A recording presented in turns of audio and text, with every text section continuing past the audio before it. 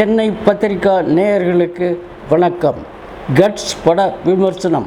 விமர்சிப்பவர் சென்னை பத்திரிகா சிவாஜி.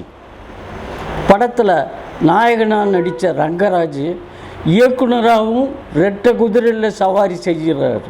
அது மட்டும் இல்லாமல் முதல்ல படம் ஆரம்பிக்கும் போதே படம் பார்க்குறவங்க இதயத்தையே டச் பண்ணிடுறாரு. அது மட்டும் இல்லாமல் படத்தில் அதன் பிறகு லவ், சென்டிமெண்ட், ஆக்ஷன்னு பூந்து விளையாடி இருக்கார் நடிப்பில்.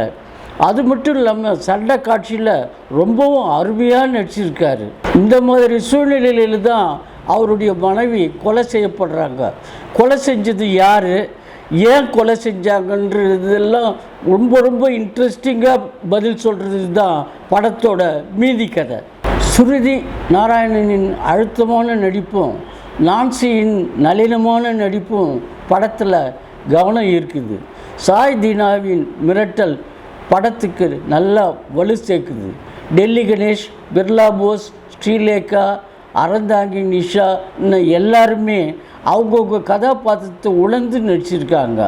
மனோஜின் ஒளிப்பதிவும் ஜோஸ் பிராங்க்லின் இசையும் படத்துக்கு பலம் சேர்க்குது.